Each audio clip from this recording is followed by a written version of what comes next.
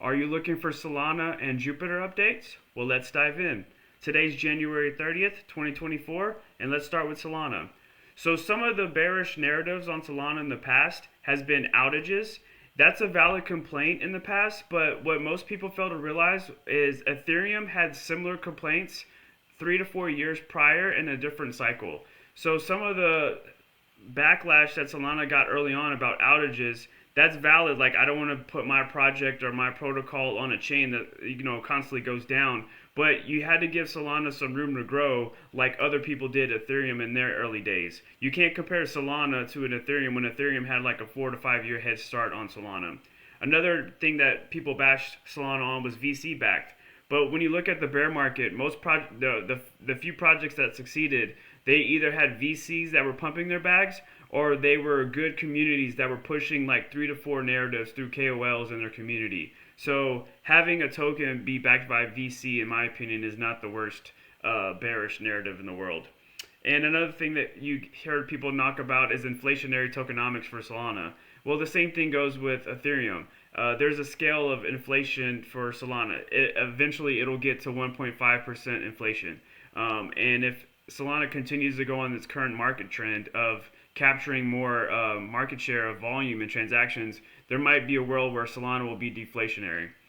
And in the past, people have talked about, well, what other projects on Solana is having success, and that was a legitimate argument last cycle, but I would make the case things are different this cycle. So Solana's always been scalable and had fast, low fees, so that's why it was always one of the most sought out other chains outside of Ethereum. Well, they're starting to capture more USDC market share as far as stablecoins. They've always had right now they're having the DeFi and meme vibes. It gives me like VNB vibes from the previous cycle. DePIN, this is a narrative that I feel like not enough people are talking about. So you have the Helium and the mobiles of the world there's a lot of projects that are trying to leverage the blockchain for telecommunications projects. And time again, those DePIN projects are choosing Solana as their chain of choice. Now, granted, what I said before, the slide before, token success. So you've had tokens like Pyth, Bonk, Mobile, Jito, and Wind come out of nowhere to have success this cycle. And that's helped Solana go from in the 20 range to now in the $90, $100 range. And the thing that's always been the narrative that I've told people about Solana for a long time is when I go to conferences and when I go to networking events, the three chains that most people always talk about is Bitcoin, Ethereum, and Solana. After the FTX collapse, people were still talking about Solana and building on Solana. That was one of the main reasons why I felt it still basically got hurt more than other tokens after the FTX stuff. The price went down a lot more than it should have, in my opinion. And I will say I don't have toxic positivity about Solana. I do think Solana does have some negatives, and it's not all roses and sunshine. But the negatives that people talk about Solana, they talk about the ones on the first slide, which in my opinion don't have. It's not very fruitful. Now these I will say you should give more consideration. Now FTX does have a good market share of Solana, so in years to come they will have to do OTC sales, or they might sell those on the open market. And I do believe there might be a time where Solana might be on the SEC's radar. So there is potential future lawsuits for Solana just because of they're having more success than others. And given those two negatives, in my opinion, Solana has a lot more positives to overcome these two things. But when it comes to negatives about Solana, I think these are the ones that people should be fearful of, not the other ones about VC-backed tokens and outages and inflationary tokenomics. That's not, compared to these negatives, these are more important in my opinion. So you're seeing a lot of buzz about Jupiter. Solana's continuing to have market share, continuing to move up the charts over other chains, and people are excited about Solana, but people are really excited about Jupiter. This is probably one of the most hyped airdrops in, 2 or 3 years, and these are some of the reasons why.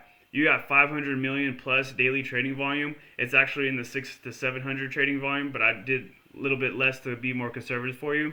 They recently jumped up to 17% of total market share of all of crypto for DEXs, not just Solana. When you look at Solana, the chain itself is like 50 to 60% on any given day. So you're talking about a chain that just went from $20 to 100, and Jupiter being like 50 to 60% of the daily trading volume.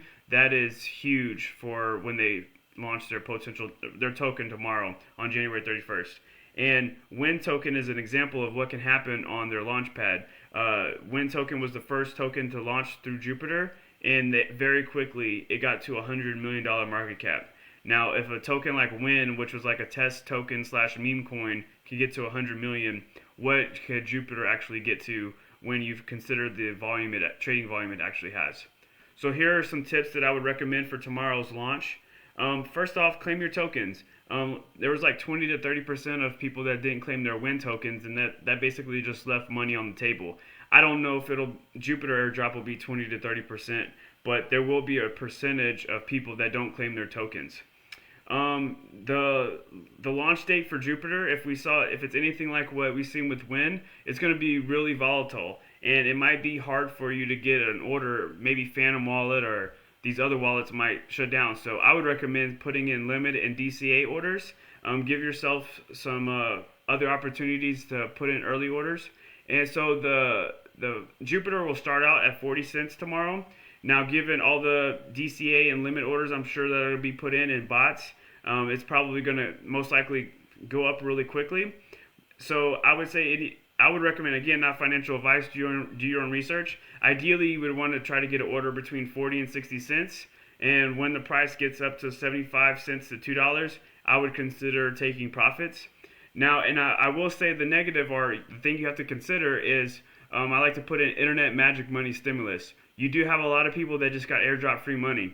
So there will be sell-offs. Even though I think, Jupiter's price is going to go from 40 to 80 cents in the first few days of launch, I could be wrong in the sense that there will be people taking profits. So factor that into your equation on when you want to put in your entry and your sell orders. If you're just holding Jupiter for the long term, I would add LP to different websites, especially in the first couple of days. There's going to be a lot of trading volume. That would be a perfect opportunity for you to generate more money with fees from trading. I want to show you a few tweets and then bring this to a close. So yeah, this tweet is basically talking about how Solana has been having success on USDC. This is huge. I mean, as we talk about crypto being the future of financial payments, if the USDC transactions are going to be on Solana chain, that is a very good sign for Solana for the long term.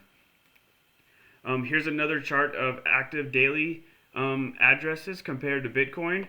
Bitcoin, which is the top number one crypto, been that for a long time. Bitcoin is a better example of sound money compared to a lot of these other cryptos in the space. So this is huge. If Solana having daily active addresses more than Bitcoin. And then this is an example of Jupiter. Uniswap has been the number one DEX for a long time. And now, granted, this was just one day, so Jupiter has to show continued success of just doing it more than one day. But Jupiter being 50 to 60% of the Solana blockchain and having more volume than Uniswap, you see why people are very excited about its launch tomorrow. And then this is just another website to show you. In the last 24 hours, there's been 684 million trading volume. So I'm very excited about the Jupiter airdrop. Hopefully some of those tips helped, and we'll catch you in the next video.